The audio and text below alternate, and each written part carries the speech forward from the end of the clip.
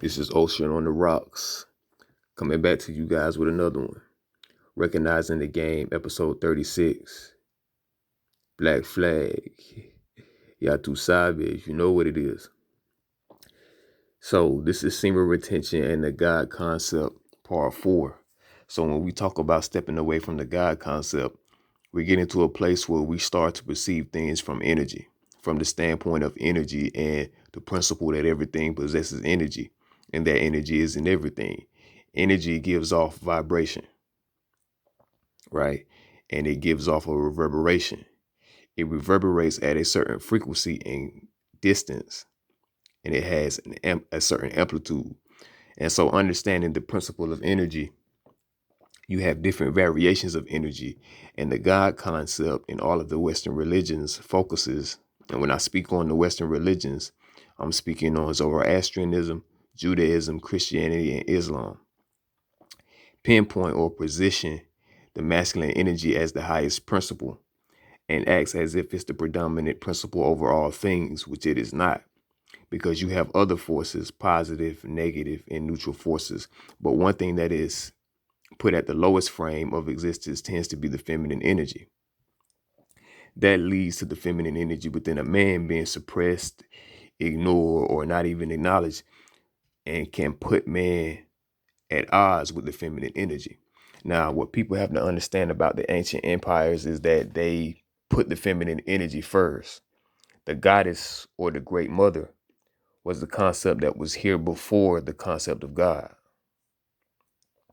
So when you think back to seeing pictures of the ancient pyramids, for example, the Sumerians and their pyramids, and not limited to them, you have from their particular culture the focal points such as Ishtar, also known as Lilith from the Western perspective. On the Sumerian temples, the feminine aspect was held at the highest position. It was here first. Now, it wasn't put on the pedestal. All right. Don't misinterpret what I'm saying or imbue it with a meaning that is not there. Because originally the planet was water. Earth was a water planet or a water plane. Water is deemed as a universal element, and wherever there's water, there is life. So the planet was feminine first, and then the masculine came afterwards because the masculine comes from the feminine. So when we look at it from the standpoint of stepping away from the God concept, you're essentially becoming one with those forces. And you will see how they pretty much go to and fro depending on the environment, depending on what forces interact with each other. But, and so, the majority of the problems of the world are not because of women, but because of men. All right. That doesn't mean that they didn't contribute to some of them. But the problem that I'm focusing on is men disrespecting the feminine energy, men colonizing Earth and going into other areas and forcing or subjugating the people to slavery and servitude is an unruly and undisciplined masculine energy. So what happens when you start practicing semen retention is that you're having to come to understand the feminine energy within you to nurture and take care of the environment or take care of your environment as well as yourself. You have to put the masculine and feminine energy equal to one another because we as men have feminine energy within us. And you have to start to look at things from, like I said, an energetic perspective and start looking at things through the way that nature operates in front of you when you go outside.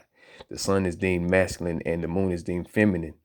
And in some cultures, the moon is deemed as masculine and the sun is deemed as feminine. But each has a point to which they dominate the sky. They have their time and they have their position. So understand that a certain sense of balance in the natural world. The natural world has a certain level of balance even in the chaos, because the chaos is to create more balance or to restore and regenerate things.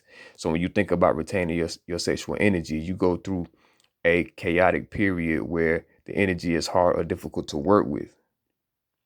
It's difficult to keep that energy in your body. So you have to nurture it to a degree. You have to take that energy and slowly, gradually redirect it. It's naturally going to happen within the body, but it takes activity. It takes the active masculine to do that, because you would get to a point where you start to get very feminine feelings. So when guys are going through that stage 2 and 3 weeks and they're having intense urges. I stated in the previous video that, I stated in the previous videos that your urges, or your urge, is the power of your masculinity showing itself. And the emotions that you are feeling, the different range of emotions that you're feeling, is the feminine aspect of your being, the different faculties. Understanding the active masculine and the passive feminine.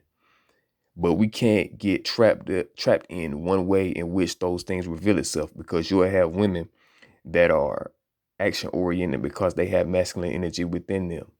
Some women are more on their masculine side and some women are more into their feminine side. It doesn't mean that they're gay. Some guys are more in their masculine side and some are in their feminine. And femininity doesn't necessarily equate to them being gay. A man can, if he's too feminine, he can lack the boundaries to defend himself, to protect his emotions. He's too influenced by the thoughts and actions of others. And this is what I mean by recognizing the game. Love. Salud.